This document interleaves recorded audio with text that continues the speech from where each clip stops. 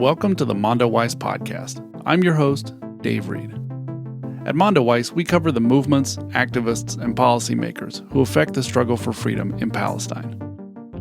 In this episode, we have a conversation with Phil Weiss and Yakov Hirsch about the cultural sources of pro-Israel movements in American politics. For several years now, Hirsch has examined what he calls Hasbara culture, the ways that a discourse of Jewish victimhood has conquered Jewish, Israeli, and even American political culture. Hirsch explains how this Hasbara culture worldview has been propagated by Benjamin Netanyahu and other Israeli politicians, by anti-antisemitism organizations like the Anti-Defamation League, and by, quote, never again journalists with prominent platforms, notably Jeffrey Goldberg, Bari Weiss, Bret and Yair Rosenberg. Having the Hasbara culture worldview is what it means to be a, quote, good Jew these days, according to Hirsch, and we must confront this alternative reality if there is to be justice in the land from the river to the sea. When the conversation begins, Yakov is describing in detail the events surrounding the death of Abdel Fattah al-Sharif, a Palestinian who stabbed an Israeli soldier in the occupied city of Hebron in March 2016. Al-Sharif was shot and was lying wounded and defenseless on the ground when another Israeli soldier, Alor Azaria, shot him in the head from close range, killing him. The event was captured on video by the Israeli human rights group B'Tselem. You were actually working in a casino, I think, one day in March 2016 when you saw this video. Yes, I was playing 100, 200 limit hold'em, and this video comes on the screen. The TV was on BBC, which it usually wasn't, or something like that. And they showed this video, and they showed statements from Prime Minister and maybe the Education Minister, that statements that you saw these quotes. And I saw the video, and I saw the quotes, and I just told my friend, that's the end of the world. Okay. And just to be clear, this Abdel Fattah al-Sharif. I will tell you what happened. I'm going to tell the story. Okay, here's the story. But B'Tselem, the human rights organization, had this great idea. Why don't we give video cameras to Palestinians, right? And they're going to go and they're going to videotape, Israeli soldiers doing bad things, which will have a lot of good things come from that. First, Israeli soldiers will stop doing bad things because they're afraid of being filmed. Anyway, so that's what we're seeing in this video. There's some woman in her room, in her bedroom. It was a man. It was a man. Oh, sorry. Abu al-Shamsiya. No. I'm talking about the person with the video camera. Shamsiya. Yeah. Yes. So it's videotaping the scene, and this is what we see. We see in front of us a crime scene. That's what it looks like. Yes. Now, this is what happened. What happened was Abdel Fattah al-Sharif stabbed an Israeli soldier in Hebron, right? Mm-hmm. The Israeli occupied Hebron. Occupied Hebron. And then the Israeli soldier turns around and shoots him. Doesn't kill him, but shoots him. He falls to the ground, and we're seeing the scene a few minutes later. We have other soldiers milling about. An ambulance came because the guy has he has holding up his arm. He had a cut. It didn't seem that serious. He's on a stretcher going to the ambulance. So this is what we're seeing in this scene, right? With him still on the ground. Now, we then see a Jeep come up. Alor Azaria come out of the Jeep. He walks over to the guy in the stretcher who turns out was his friend, right? Mm-hmm. He then turns around. He walks to where the Palestinian is on the ground, and he takes out his rifle and he shoots him in the head. Okay, that's the scene. Yeah. Okay. Now this is what happened after the story, right? Okay. Now he came 10 minutes after the incident is when Azaria drove by. Okay. Right. So this is what happened. So the Israeli Defense Forces immediately arrested him. Right. They understood you can't have soldiers have a fight with their girlfriend in the morning and in the afternoon shoot a Palestinian because they were in a bad mood. Right? You can't have the people deciding, you know what? I think I'm going to kill this guy today. Right? No matter what you think, no matter what you think of the IDF, right? They can't have this happen. They have to say, no. Hold this up as an example. If you do this, you're going to get the worst possible punishment. Right? So that's their goal. to punish him. So right on the scene, he was arrested, and they made a big deal about it, arresting him. Okay. So Prime Minister Netanyahu was then asked, what do you think about this video? Mr. Netanyahu, what do you think about this video? About the soldier. So what did he say? He said, what happened in Hebron does not represent the values of the Israel Defense Forces. We expect our soldiers to act coolly and in accordance with the rules of engagement. Right? Okay. Elor Azariah is a bad apple. All our soldiers obey international law. It's just this guy has probably psychological issues, right? That's why he did it. That's the story, right? Yeah. That's what he said. What happened next? Naftali Bennett was also asked. He saw Netanyahu answer the question the way he did. He was also asked, what did he think about, the story? He then said this: talk of a murder charge against a combat soldier during a combat operation is a moral mistake that blurs the lines between good and evil. I expect this mistake to be amended. Okay. So he says, what's going on there? Suddenly we're confusing Elor Azariah and Abdallah Fattah al-Sharif. Are we forgetting who's who over here? Right? Yeah. He's saying arresting a Jewish Israeli, right? Someone who's protecting us, actually protecting the Jews. Because this is what I'll continue. He said, Elor was sent into dangerous territory in which there had been an attempt to murder Jews, right? Yes.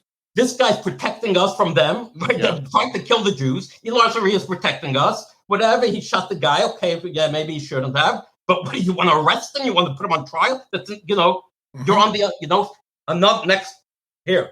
He also said, Netanyahu is dancing to the tunes of B'Tselem. Okay. Netanyahu, you sound like a human rights worker. Right. Right. Okay. So now, what you have to understand about Israeli politics and Jews is that when they make statements like this, it creates culture. It's like they are saying this is the right Jewish position, not even Israeli position. This is what a good Jew believes about what happened. That's what they're fighting about. What should a good Jew believe? Okay. Then Netanyahu changed his tune. Okay. The next day he was asked about it, and then he said something else. This is what he said. He said, and also Azariah himself said, I acted against vile people who came to spill Jewish blood. That's what he started saying afterwards. Now, this is Netanyahu. As the father of a soldier and as a prime minister, I would like to reiterate, the IDF backs its soldiers. Our soldiers are not murderers. They act against murderers. And I hope that a way will be found to balance between the action and the overall context of the event. He described Azariah as one of our children. He called the parents of Azariah. And then he said, calling Azariah was similar to him to when he calls a fallen Israeli soldier killed by a terrorist, right? Wow. Just like so to him, Azariah, from being the bad apple, is now represents everything that's good, Okay. He's similar to an Israeli soldier protecting us getting killed, right? Yes. This is Netanyahu, what he's saying now. Okay? So, now when you look at, questioning, another quote, questioning the IDF's morality is outrageous and unacceptable. IDF soldiers, our children, maintain a high moral standard when they deal with bloodthirsty murderers. IDF soldiers deal with bloodthirsty murderers under difficult operational circumstances. Okay? Okay. So now think about, yes.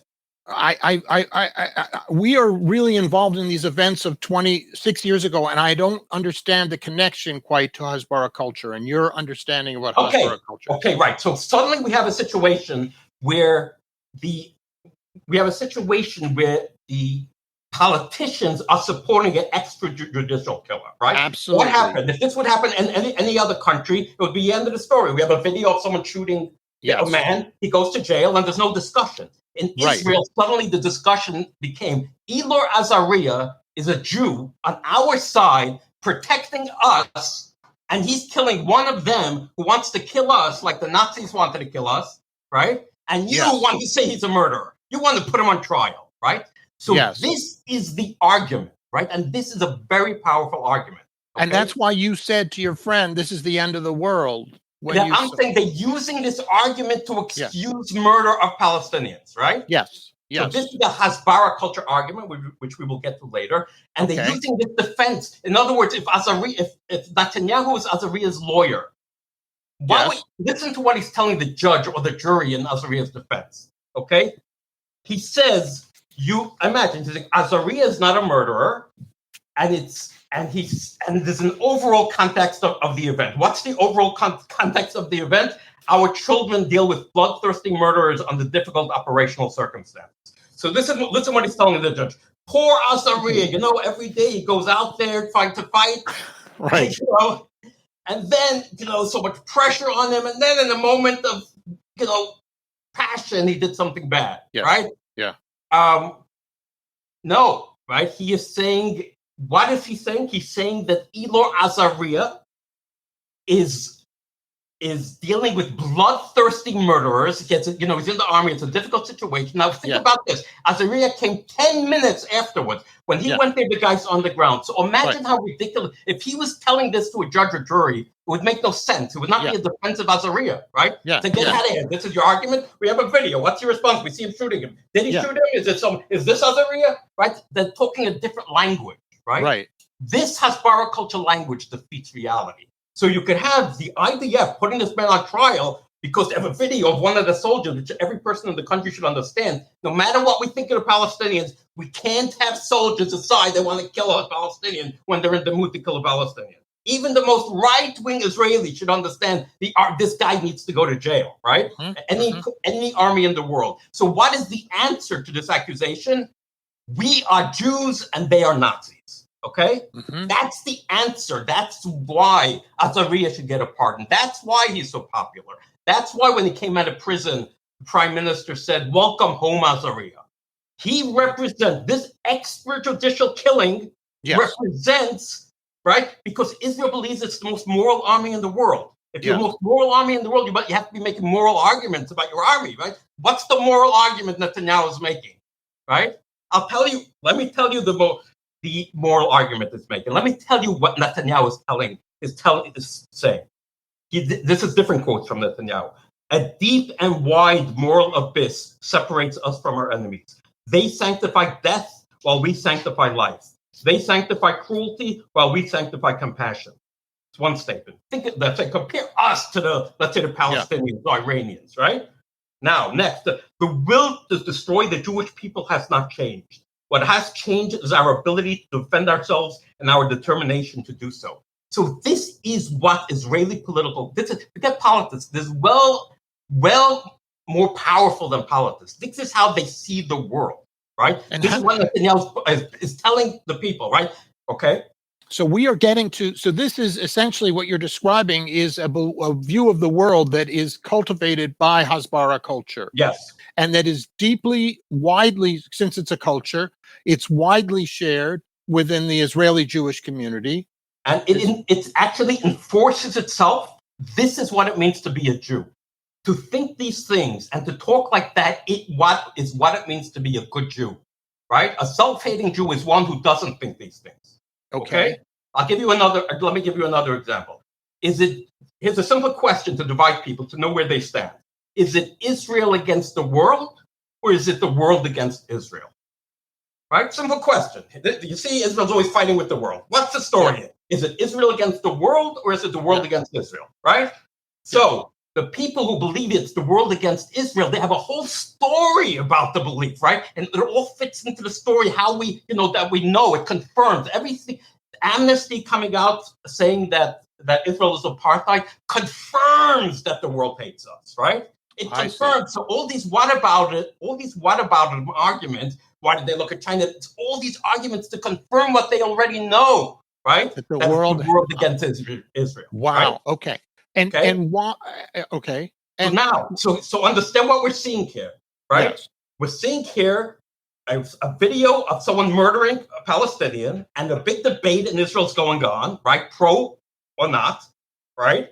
Yeah. And when we think about the arguments being used in defense of him, the argument is that we are good and they are evil. That's the argument. Let Azariah off. because we are good and they are evil. Okay? Right. So what does that mean when this happens, the society says this, right? That it's okay. He has all this support. Some guy shot a Palestinian dead against the rules and the whole country say, applauding, make him, he should join the Likud and become prime minister. Yeah. Right. So now what happened in this environment? So the story's not over, because then on Holocaust Memorial Day, the underdeputed chief of staff, gave a speech, and he said this. He said, if there's something that scares me about the memory of the Holocaust, it is identifying nauseating processes that occurred in Europe in general and in Germany in particular 70, 80, and 90 years ago, and finding evidence of their presence here among us today in 2016. Okay? He's saying you guys are acting like the Nazis did in the 1930s. Right. Look what's going on. Like he's an army, so he can't believe what he's seeing. Right. He sees so much. And that's Yair Golan, who's now a member of Meretz. Yair Golan, right. So then we came into politics and went to Meretz, right? Okay. So think about we're always, in this story, we're always looking at everyone's own perspective. So what is Golan's perspective, right? He thinks he's living in a normal country. In a normal country, when a soldier comes 10 minutes after an incident and takes out his gun and shoots someone, every army in the world, right?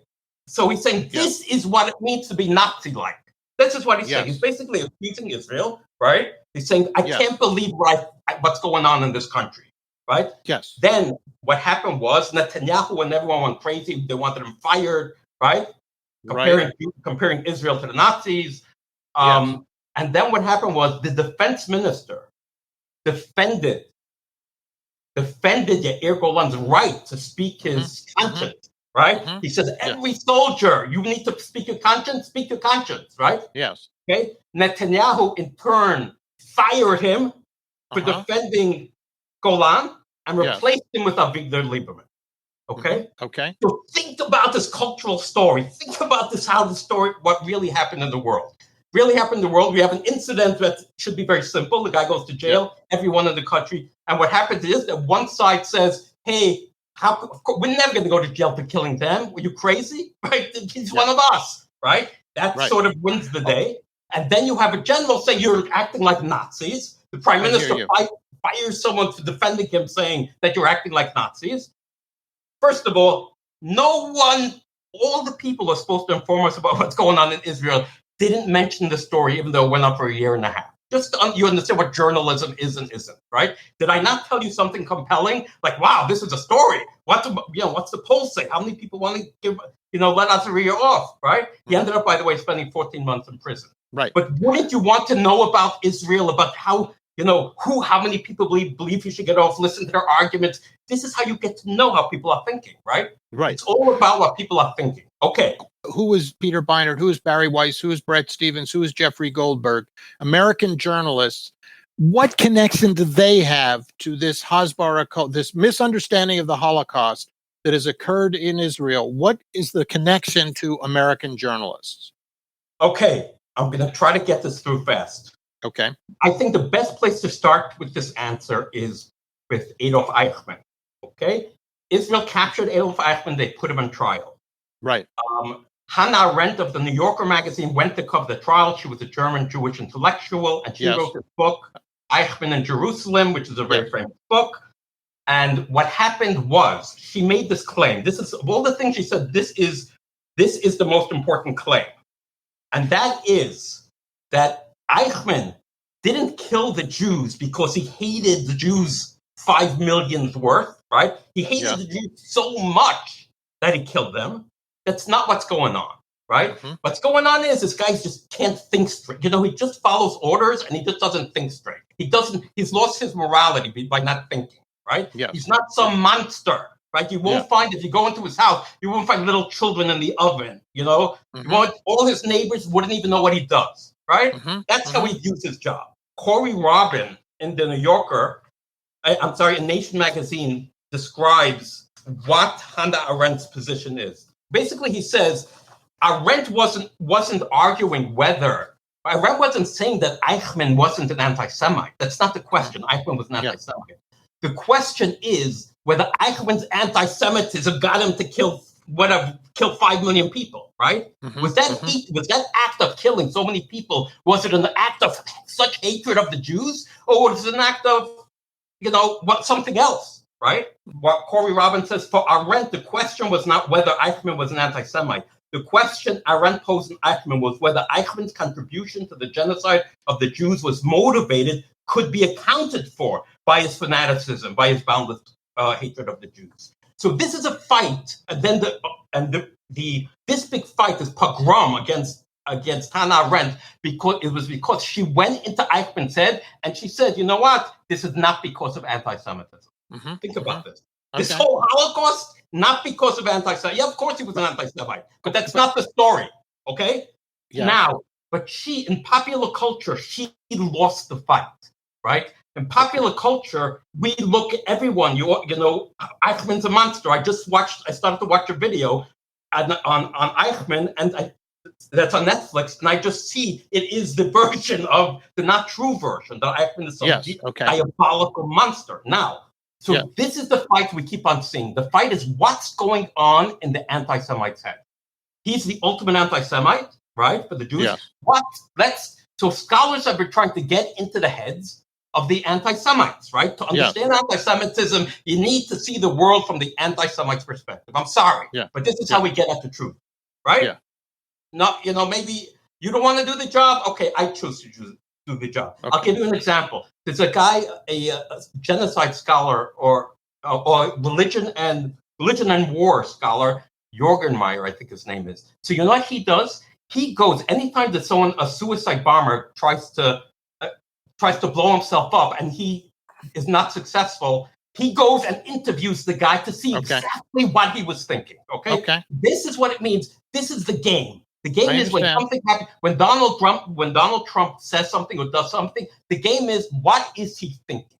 Right? Now, this is what they did with the Nazis. So this is one story where the experts lost. Hannah Arendt lost to the idea that the prosecutor said in the trial, he said, it is not Adolf Eichmann that's in the dock. It's not Nazi Germany that's in the dock. It's anti-Semitism in history. Adolf Eichmann represents the culmination of all the anti-Semitism in history. That's what popular opinion is. And to Hannah Arendt, it's like, no, it's just some guy. Things happen the way it is, and it could be me and you. Okay. Next. So I want to get up to Bari Weiss and Bret Stephens and Jeffrey Goldberg. Just a little more patient. The same argument happened. So basically, my point is, Jeffrey Goldberg. These people. Anytime there's an anti-Semitic incident, they tell us what the anti-Semite is thinking. Okay. They say, you know what Ilhan Omar meant when she did this? We'll tell you because we're experts on the anti-Semites. Okay. So we say she was trying to say a trope, this and that, and she means this and that. Okay, so let's break in for a second here. In February of 2019, I think it was, Ilhan Omar tweeted something to explain why people were supporting a pro-Israel position reflexively in Congress, despite human rights violations by Israel. She said they were falling over themselves to support Israel, quote, because of the Benjamins. Right. In other words, because they were getting money from AIPAC, AIPAC was the Israel lobby. Was to really understand the meaning of that Ilhan Omar statement, right? Yes. We have to think, what was she thinking when she said that thing? Yeah. When she looks at AIPAC, what does she see through her eyes? Of course, she sees another lobbying group. Right, of course. But what Hasbara culture says, no, that's not what she sees. She sees the Jews. Okay? That's what this is all about. These people are experts when they say, let me tell you what they're thinking. Okay, so let me just break in again. Yeah. This person is making a perfectly legitimate criticism, Ilhan Omar was, of how the Israel lobby organizations function with politicians. She's talking about Congress. She's there. She sees it. She makes this criticism about foreign policy, and it becomes this thing, how she hates the Jews. Is that that's what you're saying? Yes, and you have to understand, Hasbara means propaganda. Right? When Israel spins a story, that's Hasbara. Hasbara culture is when these people actually believe what they're saying, right? So people, it's not that they're They're not just calling Ilhan Omar an anti-Semite. They believe, they would swear in a stack of Bibles and pass a lie detector test that she's an anti-Semite. So this Fascinating. Discourse, right? Fascinating. When the only question should be asked is, the only thing we care about, was Ilhan Omar thinking about the Jews or wasn't she, right? Similarly, and is she accurate? And is she accurately describing what happens in Yes, Congress? but the fight whether she's a hater, it's very important, because once she becomes an anti-Semite, then already half the country thinks she has a suicide bomb on her, right? I see. If people knew the truth, she's not thinking about the Jews, you wouldn't be possible to think, of her being a suicide bomber, right? So how do you, but how do you, so what you're saying is that these people, these Hasbara culturists, have real power in our discourse. They have they have taken away the power of understanding anti-Semitism from an expert and taken it for themselves, right? Think about how Jeffrey Goldberg used it the last 25 years. Every time someone from the real world came and said, hey, Jimmy Carter in 2007, hey, I have an announcement to make. Peace, not apartheid, right? We're talking about it in 2000. Well, Jimmy Carter, he was warning this in 2006, right? So everybody, let me tell you, I have a lot of things I'm busy, but let me tell you something really important is going on. Israel, in 15 years, there's going to be Amnesty International is going to come out and report and saying it's apartheid, right? And 30 years, who knows what's going to happen. Right. Did he try to sound the warning, right, from the real world? This is what's happening. Look, as it actually happened. That's what Jimmy Carter did in 2006. Exactly. So what happened to his trying to call attention to the situation? He was called, Jeffrey Goldberg leading the way in the Washington Post. He wrote an editorial that he's trying to, that he looks at the Jews as if they're, he looks at the Jews and he sees the Pharisees, right? When Jimmy Carter looks at Israel, he just sees the Jews, right? The Jews. Yes.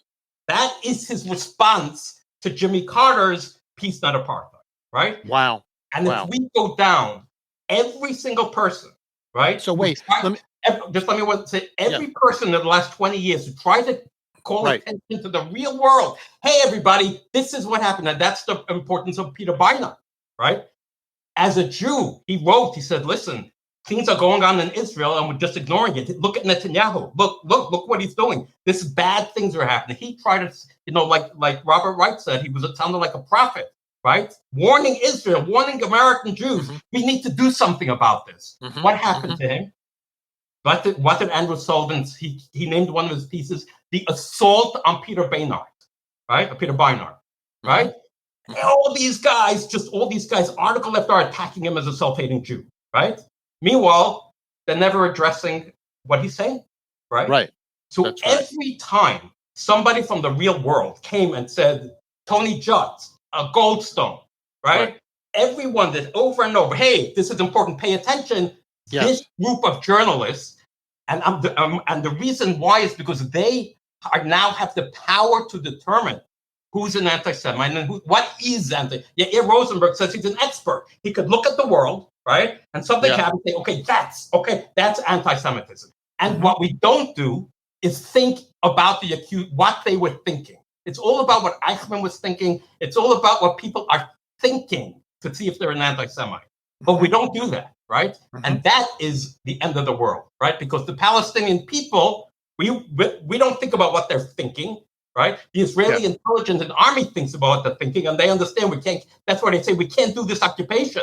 This thing is going to explode in our faces, right? But according to Netanyahu, you're not allowed to think what they're thinking, what the enemies, what the anti-Semites is thinking. We'll tell you what they're thinking, right? That's what happened with the Iran deal. Jeffrey Goldberg said Iran is like a Molech. This is what he told. This is what he told the president and the Secretary of State. He said, "Hey, Iran is anti-Semitic, right?" And Obama said, "Okay, they could be anti-Semitic. Doesn't mean they're going to commit suicide because they're anti-Semitic." Right? They're not going to start a war to drop a bomb on Israel because they're anti-Semitic. And Goldberg said, no, that's where you're wrong. Because Hitler, listen to his argument to Obama and Kerry. Says Hitler didn't have to kill the Jews. He could have used them as slave labor, and that would have helped him. But he hated the Jews so much that he'd rather take all Germany down with him if he could kill the Jews. And he said that apropos of Iran, is what you're saying. He's lecturing Obama the power of anti-Semitism. I see. He's telling you, he said, you don't know what anti-Semitism is. Right. Just like Hitler was willing to bring out, didn't use his Jews to help him in the war effort. So the Ayatollah, they don't care about committing suicide if they could take Israel down with them. I see. And this was his lecture. So think about the real world consequences of believing this. This is with all the crap that's going on in the culture. We don't have experts on Iran because you're not allowed to think what they're thinking. And what is an expert of Iran? See, he's an expert of what they're thinking, right? But as soon as you try to understand what they're thinking, suddenly you're defending them. You're explaining them, right? Yeah. So you're not even allowed. That's what's going on with Putin. You're not allowed to think what he's thinking, to look at his perspective, right? Because that's thinking the other side, right? And this all is because of the is that you can't think about the anti-Semite perspective. Suddenly, we can't think of anyone's perspective. That's why American policy. So Jeffrey Goldberg, where I was going, he intervened in all these examples, and he said, as an expert on anti-Semitism, that's what he's saying. He didn't say anything about Jews, Jimmy Carter. As an expert in anti-Semitism, I am telling you that he's only doing this because he hates the Jews. This is the only reason he's writing this book. That's what he said. Like he said about Walton Mearsheimer. I'm going to tell you what this book is about. The book is Jews Started All Wars. Leon Wieseltier told Leon Wiesel, the cultural editor of the New Republic, told Jeffrey Goldberg. He was quoted in this piece on Jeffrey Goldberg in the Washingtonian. Yeah, he told Jeffrey Goldberg, "I want you to destroy this," right? And Jeffrey Goldberg destroyed it. Wieseltier told the person. It is what, the Israel Lobby book by Walton Mearsheimer that came out in 2007. Yes. So the New Republic, that's supposed to be a place where we have a war of ideas, right? The truth comes out before politics comes culture, right? Andrew Sullivan. Just one thing. Andrew Sullivan wrote this piece about in favor of gay marriage, and 30 years later, 80% of the country is in favor of gay marriage. When at that point, it was just the opposite, right? Okay. That's how culture works. It's supposed to be a war of ideas. So in this war of ideas, Jeffrey Goldberg every time said either you're an anti-Semite or you're a self-hating Jew, and there is no. And he was doing the same thing. And this is an ideology. So there's a few very complicated stuff. Okay. But Yakov, we've got around 15 minutes left, and I want to move up from 2007 era to right now. Why do these people have any power? I say the Israel lobby is very influential here. I say the people who are funding a lot of this stuff, and also the importance of sort of Jews in the media. It's just a fact that the most important media are in New York or in Washington, and a lot of Jews of my generation are Zionist, and so it's part of that culture. There's a Zionist culture inside media, and certainly in our political culture too. How do you explain that these people have any influence if their ideas are so shallow and absurd? Okay. I'm going to tell you the power of the lobby. It's none of the things you said. Here's the power of the lobby. Okay. The power of the lobby is they tell you, right? When a politician takes a position, he has to defend it on principles. He has to be able to defend it on principles, right? He's saying, I take this position because A, B, and C. This is a moral position. Every politician needs that. And what Hasbara culture has done is saying, the moral position is to be on Israel's side. That means anytime there's a question, Israel's side or not Israel's side, it doesn't matter how tame the issue is, right? If that's the question a politician is being asked, when it's obvious to him that that's the question, his answer is, I'm on Israel's side, right? Okay. With any politician who takes the other side, suddenly he gets bombarded. Why are you taking that position? And you get drowned. You can't verbalize an opinion. That's why no politicians that's why they don't say anything against Israel. Another thing that's going on is that Netanyahu has convinced a lot of the Republican Party and a lot of Jews that it's 1939, that everyone is trying to kill the Jews. right? This is a Hasbara culture position. The Israeli army, right? And all normal people understand Jews have never had it so good, right? You have your own army, you have your own state, you have everything, right? Right. What's starting incident here and there, right? But the problem is that these people, you know what they do? They say Jew, Jew, Jew, Jew, Jew, Jew, and see what happens. When you go into the culture, Jew, Jew, Jew, Jew, Jew. Wait, Jew, who says that? Bari Weiss says that. This is this ethnocentricity that's allowed, right? You're allowed to just, look at this. No one in the world, why didn't any country tell Israel, this Azari is unacceptable? If it would happen anywhere else, every country would say, what's going on there? You're not a normal country. Not a word, nothing. No one even explained, right? Why is that? Because Israel's saying, we have our own rules and mind your own fucking business to the whole world, right? Right. And you keep that is Israel saying to the whole world, right? It's Israel against the whole world.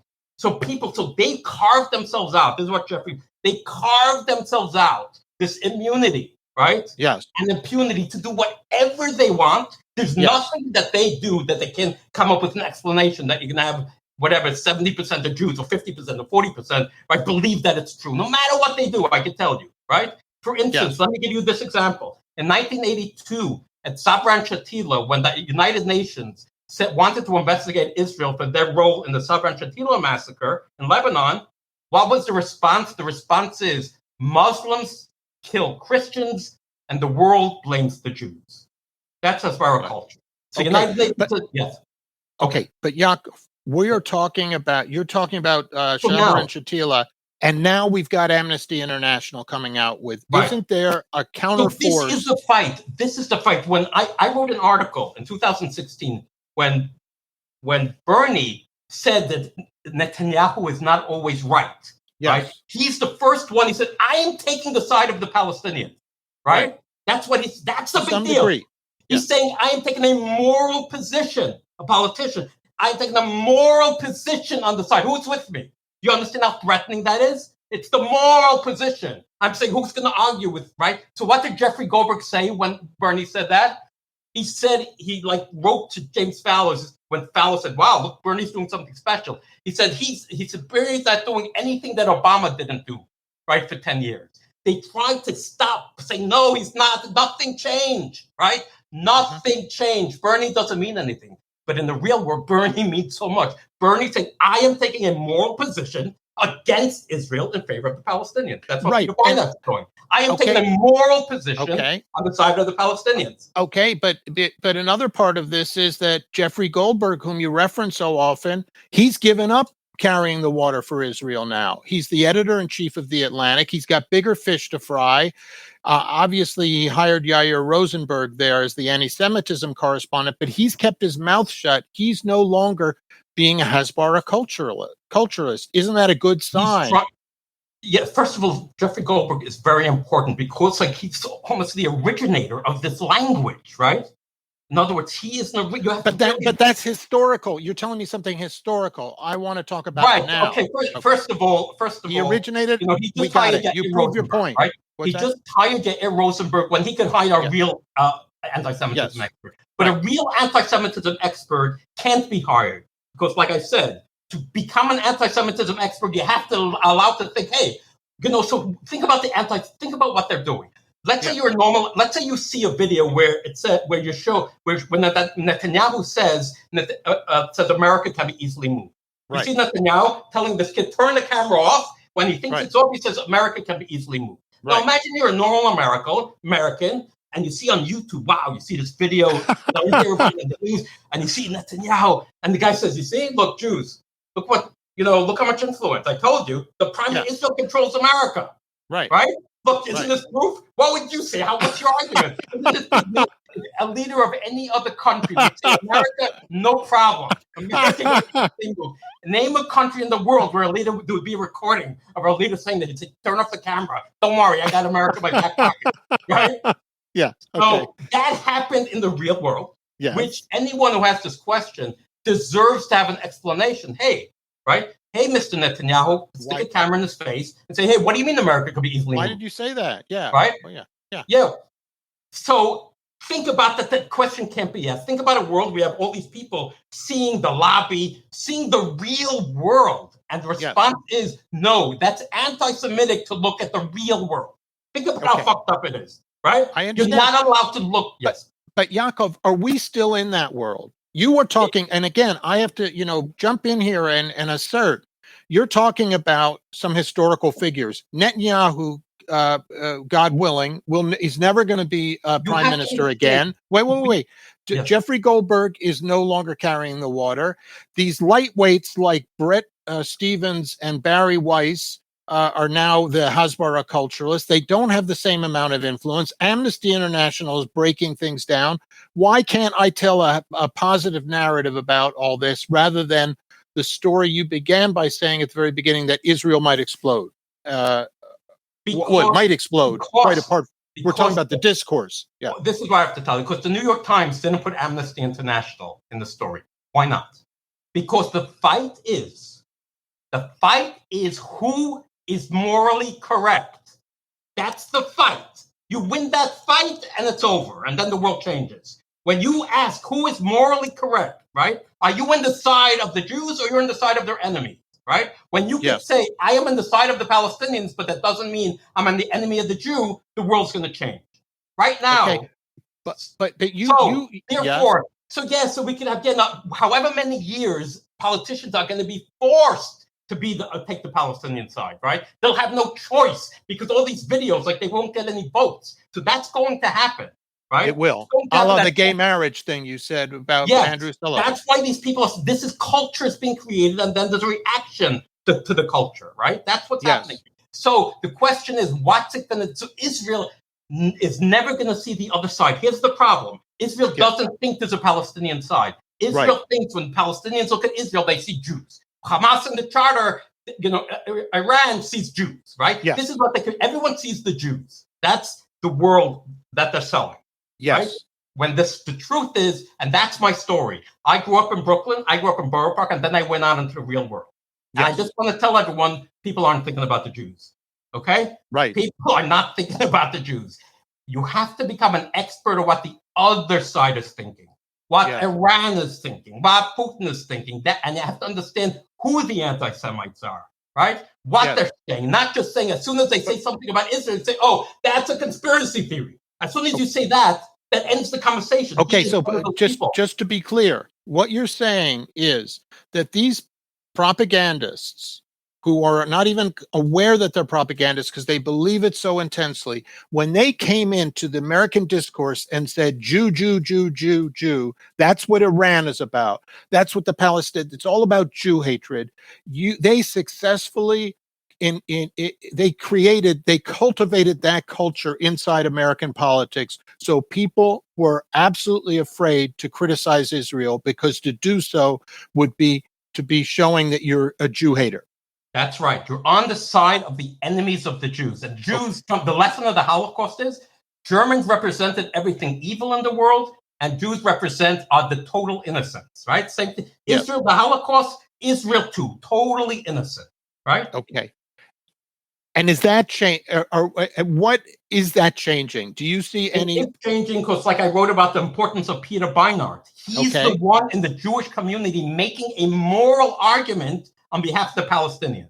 As more and more Jews hear a moral argument on behalf of the Palestinians, everything changes. Imagine things, imagine American Jews with the influence that they have would have a position like Peter Beinart does on Israel. We'd have cut off aid a long time ago, right? In fact, 10 years ago, we would have done something when he said we should boycott the settlement. What did Jeffrey Goldberg, that's reminiscent of the Nazis, right? To boycott the settlement. Slow down so people understand. What you're saying is that Beinart makes this mild suggestion, or fairly mild, let's just have BDS against the settlements in the West Bank because we want to have a two-state solution.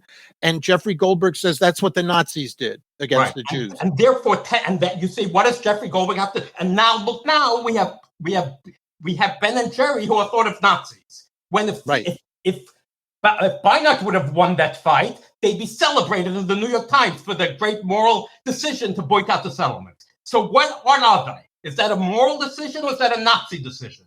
Well, Jeffrey Goldberg gave his opinion about boycotting the settlement. it's a Nazi position. That's how the Yes. world works. Once Yes. it's a Nazi position, Ben and Jerry boycotting the settlements, they become the Nazis, right? And you're not allowed to take their perspective, because don't you think Ben and Jerry are trying to do something good? That they think they're doing something good? But we can't even think of that. They're just like the Nazis. They want to boycott the Jews. That has defeated the world. That Hasbara culture discourse, which doesn't address the real world.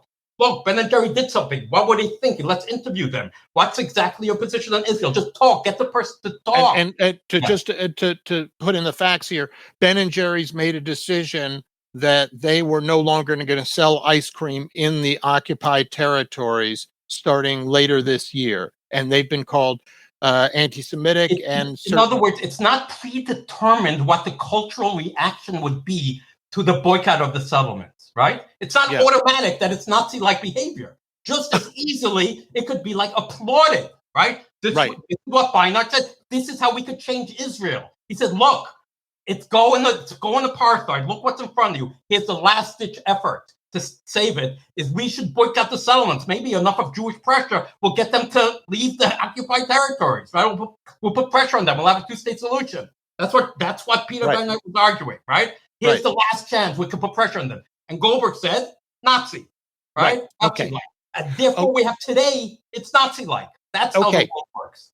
I understand. So you said earlier on this discussion, you said that, and Andrew Sullivan was not alone in this, in supporting gay marriage, when probably, as you said, only 30% of the country would have supported it. And within 10 or 20 years, that number flipped to 30% were against it, 70. Now it's overwhelming. The country accepts gay marriage. Why? And you said that's culture. That's how, let me just explain. This is the way the world is supposed to work. There's an intellectual argument. They fight it out, and then we have a winner, just like science. They're testing something. Okay, this is good.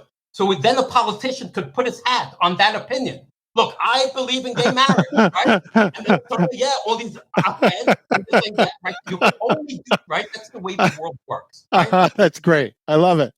So that's what Beinart represents, right?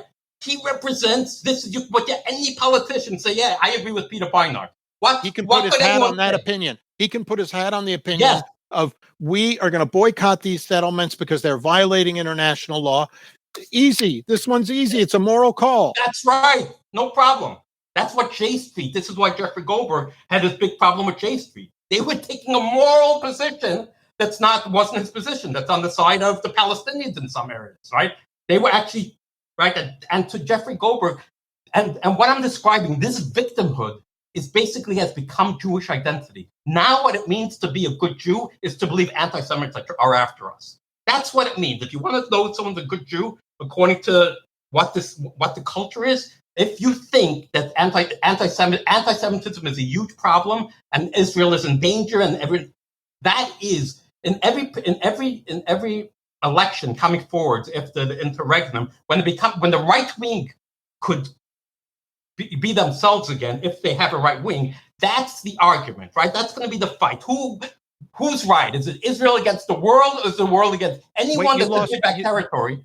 If they say you're on the side of the world, any position that you take on the side of the world, you're on the side of the world, right? And that's it. You're done in Israeli politics, right? I see. So when you were talking about politics, you were talking about Israeli right wing. That is this. Their assertion that if you side with the world, you're a Jew hater. It's the world versus us. It's not an assertion. It's an identity. Assertion is something you say. It's how they see. It's a social construction of alternative reality. This is how they experience the world. Okay? Not this is what they say. They experience the world. The United Nations, as Yair Rosenberg said, is like a police station that only persecutes Jews or something, right? This is what they think. The United Nations is only after the Jews. Amnesty International is only after the Jews, right? And then police. This is the way they see the world, okay? Okay. And this is not the way Peter Beinart sees the world. And if he would be able to defeat, which I said in 2016, this is the fight, right? This is the fight. Who wins this fight? If somehow Peter Beinart wins the fight, it's over. Everything changes. Okay, but why does the fight happen why is it a parochial fight? Why does it happen inside the Jewish community? Don't others get to play? The world works, okay? Okay. It's just not that the Jews control anything. Yes, I understand. It just is reality. The reality is that when the Jewish community changes its position on Israel, the politics would change a day later. I agree with you. So because they believe it. Adelson believes when he probably told Trump, "I'll give you whatever amount of money, but have a list of things you have to get up the Iran deal, this and that." He believes it's a threat to the Jews. He's not saying it's the right wing. He believes that Iran wants to annihilate Israel. Right. Says Adelson, I heard him say it. He said Muslims, they want to kill Jews. Right. So think about that. If you believe this, not that you're saying it, this is what you believe. And the people who don't believe it are self-hating Jews. Now imagine there's so many rich, powerful people who believe that, right? Imagine those people agreed with Beinart, right? Yes. And they would suddenly J Street. It'd be a different world if J Street, even though everyone says, "Oh, the liberal Zionists." Forget the liberal Zionists. They are for a free exchange of ideas. They are for morality. The right, who has the best moral argument wins. Hasbara culture is not for that, right? So I feel like we're going to continue this discussion down the road. This has been a delight. I've enjoyed it from start to finish. And if you had a closing thought or two, please. There's nothing to fear but fear itself. That's wonderful. I thank you for that. I thank you for your time and your patience. And I do have complete faith that you're going to win on this one, just because I respect the power of ideas. And I think the Andrew Sullivan gay marriage thing is a wonderful analogy, and the truth overcomes. So.